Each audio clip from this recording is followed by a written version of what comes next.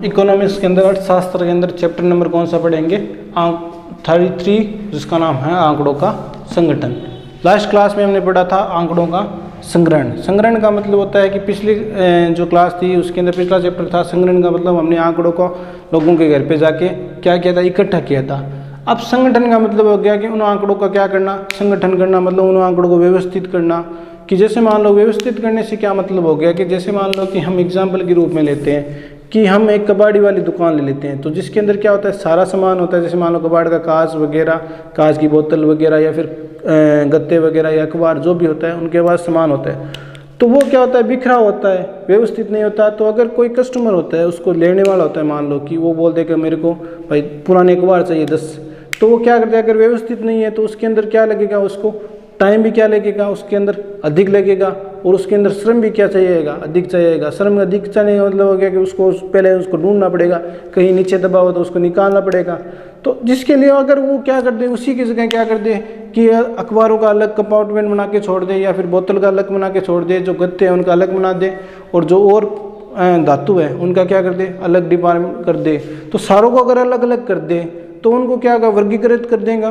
तो वर्गीकृत कर देगा तो वो क्या हो जाएंगे, सारे सामान इजी से क्या हो जाएंगे, उनको प्रोवाइड हो जाएंगे, मिल जाएंगे। भाई कोई अगर बोतल लेने आता है या फिर कोई दूसरी चीज़ लेने आता है तो वो इजी तरीके से क्या कर सकता है, निकाल सकता है। तो उसके अंदर समय प्लस उसके अंदर समय और क्या कि श्रम की क्या हो जाएगी, उसके अंदर कमी हो जाएगी ऑटोमेटिक। उसमें समय भी कम लगेगा कि हमें पता है कि वो चीज़ वहाँ पे पड़ी है, सीधा उठा के लेके आ जाएंगे।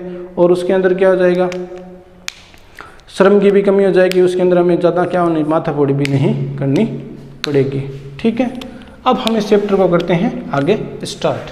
ठीक है, तो हमने फर्स्ट नंबर ले लिया संगठन, आंकड़ों का संगठन का टॉपिक।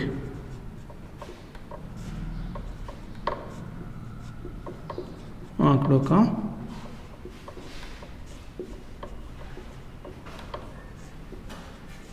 संगठन, इसकी हम पढ़ते हैं क्या, डेफिनेशन। तो आंकड़ों का संगठन में क्या बताया कि आंकड़ों का संगठन किसी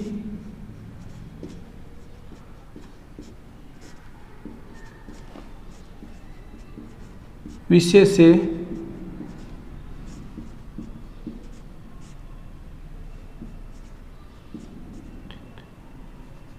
किसी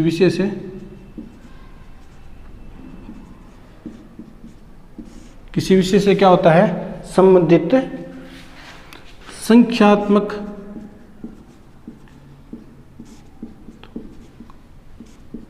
तथ्यों को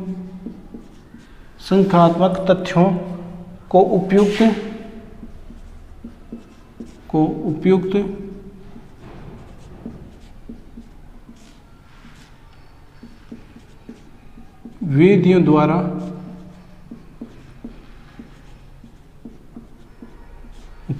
किसी विषय से संबंधित संख्यात्मक तथ्यों को उपयुक्त विधियों द्वारा एकत्र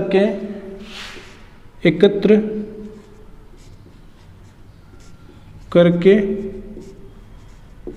व्यवस्थित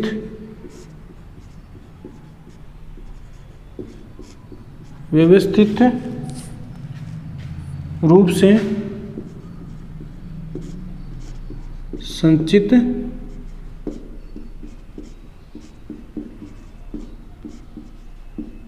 किया जाता है। ठीक है, और उसका अध्ययन किया जाता है, और उसका अध्ययन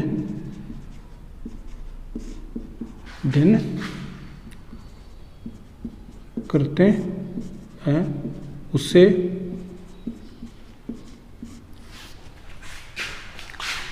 आंकड़ों का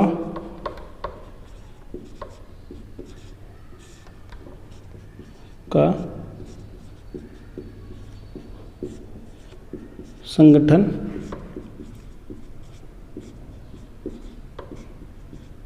कहते हैं। ठीक है, कहने का मतलब होगा कि किसी विषय से संबंधित संख्यात्मक तथ्यों को उपयुक्त विधियों द्वारा एकत्रित करके व्यवस्थित रूप से संचालित किया जाता है, उसका अध्ययन करते हैं, उसे क्या कहते हैं, आंकड़ों का संगठन कहते हैं। कहने का मतलब जो लास्ट क्लास में हमने किया था कि जनसंख्या या फिर परिचयन वाला टॉपिक किया था कि हम क्या करते हैं कि सभी संख्यात्मक आंकड़ों को क्या करते हैं, घरों से ला के लाते हैं, संख्यात्मक तथ्यों के रूप में क्या करते हैं, उपयुक्त विद्या, जो भी विद्या लगती है, मान लो जनसंख्या लग गए या परिचयन लगे। जनसंख्या का मैंने बता दिया कि समष्टि को लेते हैं, उसके अंदर सारे की सारे जितने भी है कि 1000 परिवार है उसके पूरे को लेते हैं। और प्रतिचयन के अंदर क्या लेते हैं कि उसके छोटे टुकड़े, मान लो कि 1000 परिवार में से हम 200 को ले लेते हैं, तो उन उपयुक्त विधियों से मान लो कोई भी विधि लगाई आप, चाहे समष्टि की लगा लो, चाहे पूरी की लगा लो, चाहे आप परिचयन की लगा लो, उन विधियों द्वारा क्या कर सकते हैं हम उसको एकत्रित करते हैं। एकत्रित कर और व्यवस्थित कर उसको संचित मतलब रिजर्व किया जाता है। और जो आंकड़े रिजर्व का मतलब उन आंकड़ों को रखा जाता है और उस पे ऊपर क्या किया जाता है, अध्ययन करते हैं, उनको पूरा गहन अध्ययन करते हैं, उसे ही क्या कहते हैं, आंकड़ों का संगठन कहते हैं। ठीक है, कि हम आंकड़ों को विभिन्न क्या करते हैं, तथ्यों को उपयुक्त विधियों से, जो विद्या लगाते हैं समष्टि की या फिर जो परिचयन की, उन विधियों के द्वारा क्या करते हैं, हम उसको एकत्रित करते हैं और उसको क्या किया जाता है, संचित यानी रिजर्व किया जाता है, इकट्ठा किया जाता है और उन पर क्या किया जाता है, अध्ययन किया जाता है, उसे ही क्या कहते हैं, आंकड़ों का संगठन कहते हैं। ठीक है, अब इसके अंदर अगला है हमारे पास अपरिष्कृत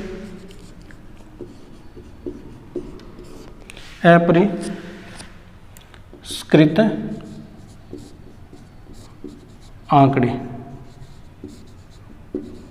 ठीक है, अपरिष्कृत आंकड़े।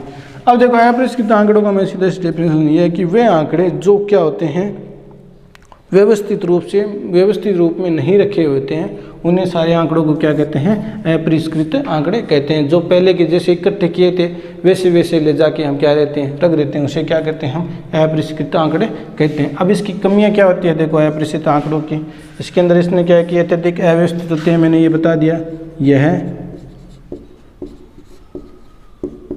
अत्यधिक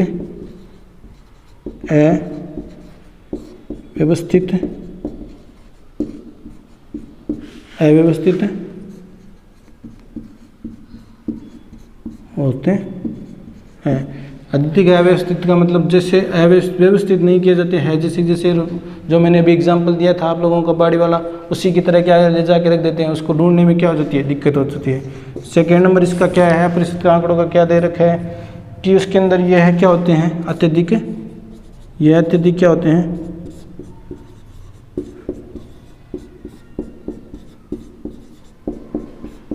विशाल होते हैं।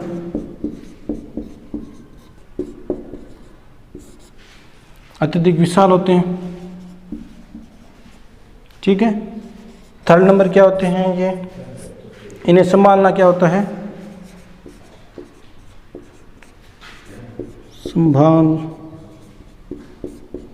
संभालना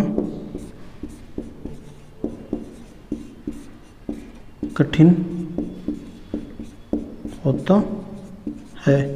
ठीक है, फोर्थ नंबर इसके अंदर क्या आते हैं कि सार्थक निष्कर्ष निकालना क्या होता है, श्रम साध्य होता है। सार्थक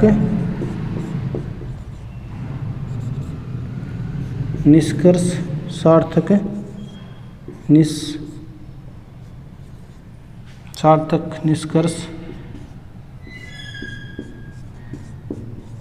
निकालना श्रम साध्य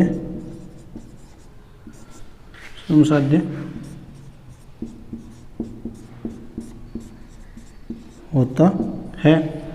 और फिफ्थ नंबर टॉपिक क्या है, फिफ्थ नंबर क्या है इसके अंदर, फिफ्थ नंबर होता है कि संख्या की विधियों,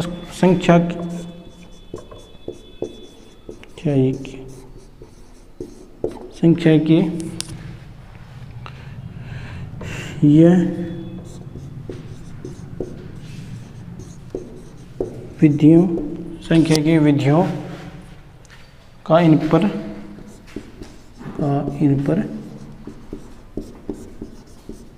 प्रयोग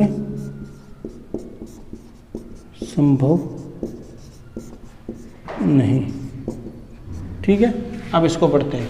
ठीक है, अपरिष्कृत आंकड़ों का मैंने बता दिया कि ये क्या होते हैं, अत्यधिक अव्यवस्थित होते हैं।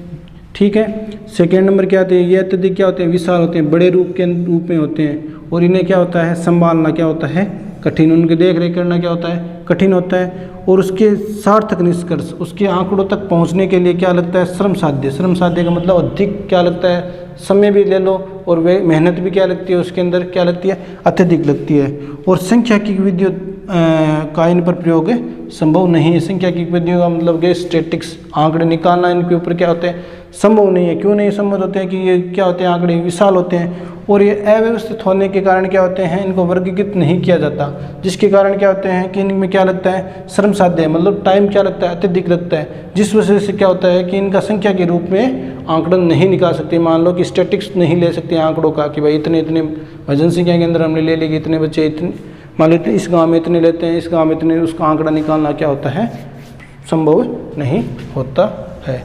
अगला टॉपिक करते हैं हम। अगला टॉपिक करते हैं आंकड़ों का वर्गीकरण। वर्गीकरण मतलब क्लासिफाइड होता है, ठीक है, कि आंकड़ों को पृथक पृथक आंकड़ों को क्या करते हैं, किसी आंकड़ों के गुण के और विशेष के आधार पर क्या कर देते हैं, उसे पृथक पृथक मतलब अलग अलग रख देते हैं, उसे क्या कहते हैं, वर्गीकरण कहते हैं। ये वर्गीकरण कितने प्रकार के होते हैं, 4 प्रकार के होते हैं, ठीक है। जैसे मान लो हमने फर्स्ट नंबर वर्गीकरण ले लिया, फर्स्ट नंबर जैसे हमने ले लिया, इसके अंदर क्रमिक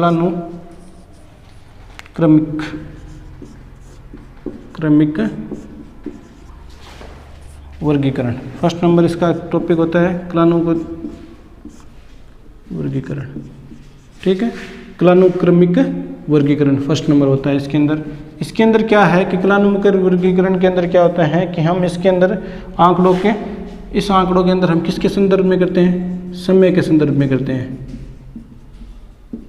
समय के, टाइम के ऊपर क्या होते हैं, ये डिपेंडेंट होते हैं, ठीक है। टाइम का मतलब क्या हो गया, टाइम क्या हो सकता है, ये मान लो कि सप्ताह भी हो सकता है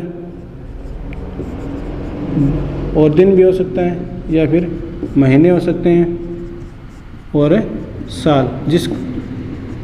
जिसको टाइम के ऊपर क्या करते हैं, जिन आंकड़ों को क्या करते हैं, टाइम के ऊपर क्या करता है, समय के संदर्भ में, मतलब टाइम को अकॉर्डिंग क्या कर जाता है, उसको निकाला जाता है, समय के संदर्भ, समय का लेते हैं संदर्भ, उसको निकाला जाता है, उसे क्या बोलते हैं, कालानुक्रमिक वर्गीकरण। अब जैसे मान लो एग्जांपल ले लिया, जिसको हम सप्ताह, दिन, महीने, साल किसी के अकॉर्डिंग भी ले सकते हैं। एग्जांपल के रूप में हमने ले लिया, जैसे मान लो कि हमने प्रोडक्शन ले लिया, कि नहीं सॉरी टाइम ले लिया हमने, समय ले लिया, और इधर ले ली हमने क्या ले ली, मान लो कि गेहूं की खेती निकालते हैं, ठीक है। तो जैसे मान लो हमने ले लिया कि 1951 को, जैसे मान लो कि ये कितनी हुई, 38.5 करोड़ टन हो गई, कि 1951 के समय क्या है कि गेहूं की खेती क्या होती है, 38.5 होती है, ठीक है। सेकेंड नंबर जैसे मान लो कि हमने 1961 का ले लिया, तब वो खेती बढ़ के कितनी हो गई, 80.5 करोड़ टन हो गई, ठीक है, गेहूं का उत्पादन, ठीक है। अब देखो कि 1951 है, और जैसे मान लो 1971 को ले लिया, 1971 को ले लिया, तब ये हो गया जैसे मान लो 42 करोड़ टन, ठीक है, एग्जाम्पल के रूप में ले लेते हैं। तो ये क्या कह रहे हैं कि इसके अंदर हमें समय, और ये होता है उत्पादन, हो गए हमारे पास चर, जो हमें समय के अकॉर्डिंग बताता है। समय के अकॉर्डिंग मतलब हो गया कि हमें ऐसे पता होता है कि 1951 के समय ये कितनी थी खेती, 38.5 क्विंटल हुई थी, और 1961 के अंदर क्या होता है, ये क्या हो गया, टाइम हो गया साल का, क्योंकि उसमें अंदर खेती कितनी होती थी, 40.5 करोड़ टन हो गई थी, और 1971 को कितनी थी, 42 करोड़ टन हो गई थी। तो ये क्या बता रहे हैं, समय के अकॉर्डिंग, जो समय के अकॉर्डिंग चलते हैं उसे क्या बोलते हैं, कालानुक्रमिक वर्गीकरण कहते हैं। सेकेंड नंबर क्या है इसके अंदर, सेकेंड नंबर है हमारे पास स्थानिक वर्गीकरण। स्थानिक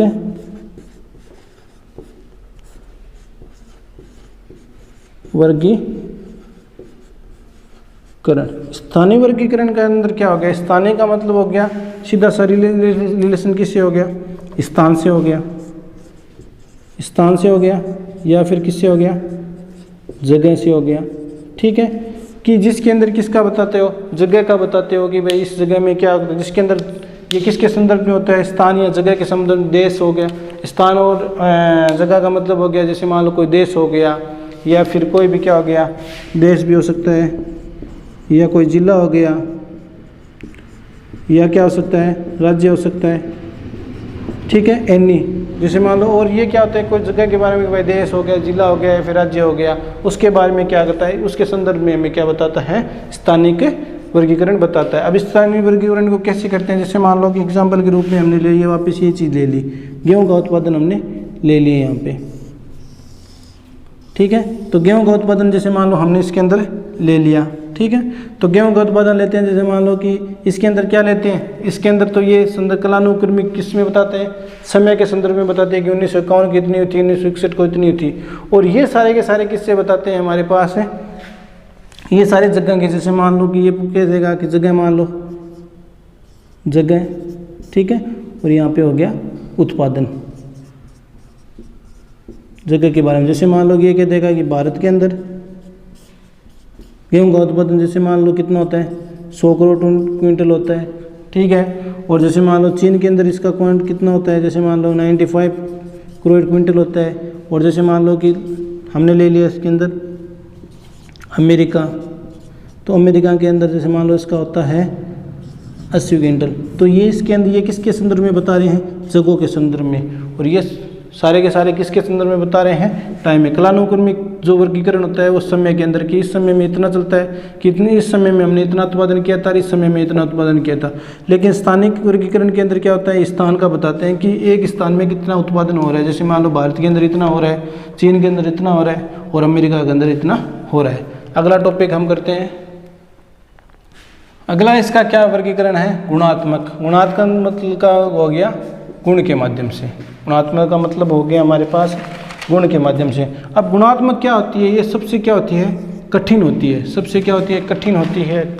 सबसे कठिन वर्गीकरण होता है वो कौन सा होता है, गुणात्मक का होता है। अब गुणात्मक के अंदर इसने क्या दे रखा है कि ये क्या होते हैं, विशेषता।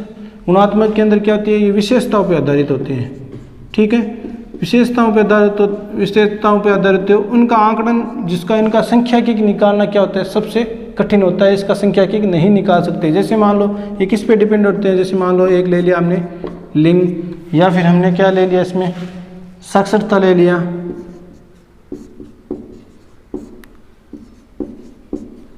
ठीक है, या फिर हमने इसके अंदर ले लिया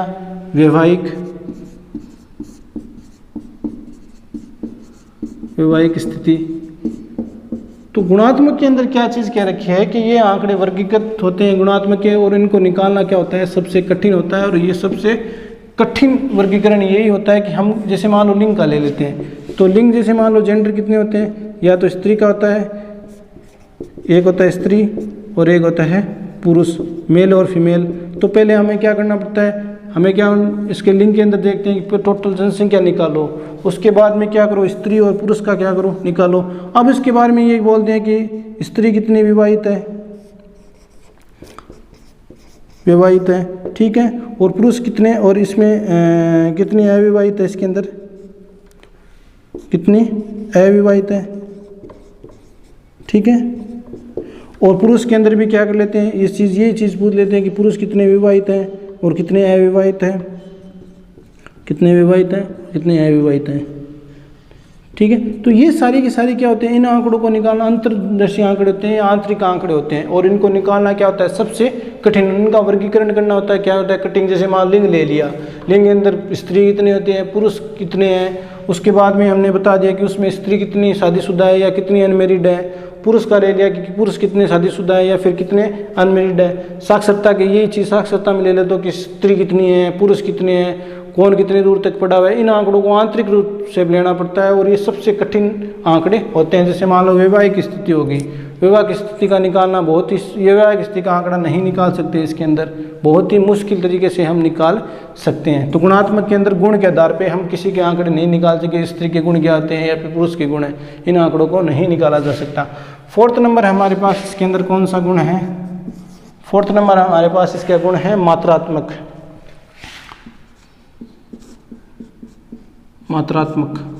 ठीक है, मात्रात्मक वर्गीकरण।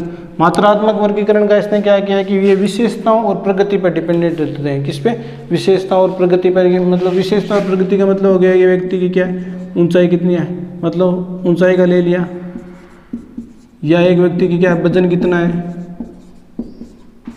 या फिर क्या ले लेते हैं इसके अंदर आयु ले लेते हैं, आयु ले ली, या ले लेते हैं इसके अंदर छात्रों की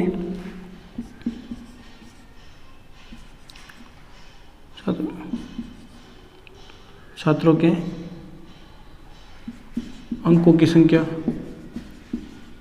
ठीक है, ये सारे क्या होते हैं, गुणात्मक, मात्रात्मक। ठीक है, अब देखो जैसे मान लो कि हमने एक डेफिनेशन ले ली छात्रों की संख्या, तो हमें क्या होना चाहिए, इसके अंदर पता होना चाहिए कि भाई 0 से लेकर 10 नंबर तक कितने छात्र आए, 5 आए। 10 से लेकर 15 तक कितने छात्र आए, 10 आए। तो ये सारी की सारी मात्रा का बता देता है, क्वांटिटी कितनी होती है कि कौन से छात्र की क्या क्या कैपेसिटी है। भाई 5 छात्र ऐसे हैं जो नंबर कितने ला सकते हैं, 0 से 10 ला सकते हैं। 10 से 20 छात्र कितने, 10 से 20 में कौन सा 10 से 15 नंबर लाने वाले छात्र कितने के, 10। आयु का ऐसे निकाल देते हैं कि 5 से लेकर 7 साल के बीच में आयु कितनी है, 10 बच्चे हैं, या फिर 5 से लेकर और 15 से लेकर 20 वर्ष के बीच में आयु कितनी है। तो हम क्या कर सकते हैं, इसके अंदर क्या करते हैं, विभक्त कर देते हैं मात्रा के अंदर, जैसे ऊंचाई हो गई, वजन हो गया, आयु हो गया, छात्रों के अंकों का संख्या हो गई।